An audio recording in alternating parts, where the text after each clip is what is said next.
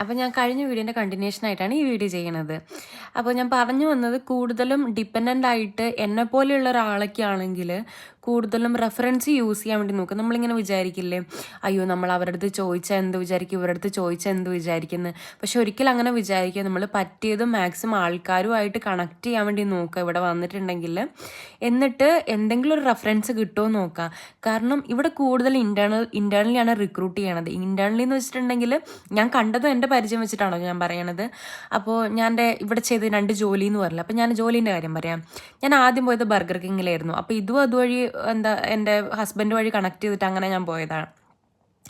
അപ്പോൾ എൻ്റെ ഒരു ഇതിൽ ഞാൻ എൻ്റെ ഹസ്ബൻഡ് പറഞ്ഞതൊക്കെ വെച്ചിട്ട്, അപ്പോൾ ഇവിടെയുള്ള ആൾക്കാർ ടൈമിന് ഭയങ്കരമായിട്ട് ഇമ്പോർട്ടൻസ് കൊടുക്കുന്ന ആൾക്കാരാണ്.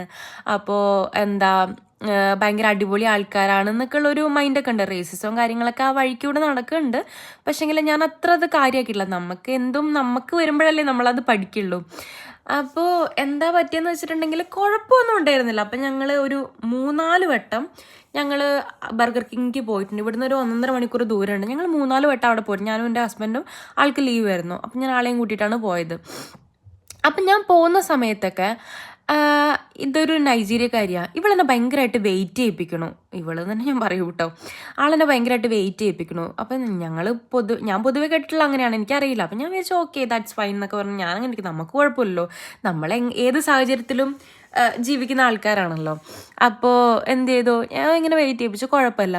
അപ്പം എൻ്റെ അടുത്ത് ഡ്രസ് കോഡും കാര്യങ്ങളൊന്നും ആളൊന്നും പറഞ്ഞിട്ടുണ്ടായിരുന്നില്ല. അപ്പം പെട്ടെന്ന് എന്ത് ചെയ്തു, ഞാൻ 3-ാമത്തെ ദിവസം എന്ന് വെച്ചാൽ ഓഫർ ലെറ്റർ കിട്ടുന്ന ദിവസം ഞാൻ പോയപ്പോൾ എൻ്റെ അടുത്ത് അപ്പം ഇന്ന് ഓഫർ ലെറ്റർ കിട്ടണം, നാളെ എനിക്ക് ജോയിൻ ചെയ്യണം. അപ്പം എൻ്റെ അടുത്ത് പറയാണ്, നിൻ്റെ അടുത്ത് ബ്ലാക്ക് പാൻസ് ഉണ്ടോ? അപ്പം ഞാൻ പറഞ്ഞു ഉണ്ട്, ജീൻസ് ഉണ്ട്. അപ്പം ട്രൗസേഴ്സ് ഇല്ലേന്ന് ചോദിച്ചു. ഞാൻ പറഞ്ഞു ഇല്ല മാം, എൻ്റെ അടുത്ത് ഇല്ല എന്ന് പറഞ്ഞു. ബ്ലാക്ക് ഷൂസ് ഉണ്ടോയെന്ന് ചോദിച്ചു. അപ്പോൾ ഞാൻ പറഞ്ഞു ഇല്ല, എൻ്റെ അടുത്ത് ബ്ലാക്ക് ഷൂസ് ഇല്ല എന്ന് പറഞ്ഞു. അപ്പോൾ എൻ്റെ അടുത്ത് എടുത്ത വഴിക്ക് പെട്ടെന്ന് പറയാണ്, എൻ്റെ ആളും എൻ്റെ കൂടെ ഇരിക്കുന്നുണ്ട്.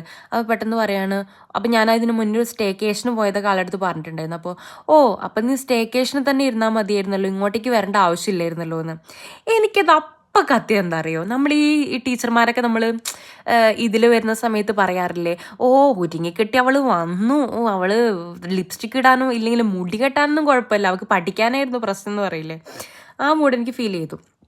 ഓക്കെ, നമ്മൾ ഈ വേറെ രാജ്യത്തൊക്കെ വന്നിട്ട് നമ്മൾ കുറച്ച് താണുകയാണ് നിൽക്കാന്നൊക്കെ ഞാൻ വിചാരിച്ചു പോട്ടെ, അത് കുഴപ്പമുണ്ടാവില്ല എന്ന് വിചാരിച്ചു. അപ്പോൾ എന്ത് ചെയ്തു, ഞാൻ പിറ്റേ ദിവസം ജോലിക്ക് പോവാണ്.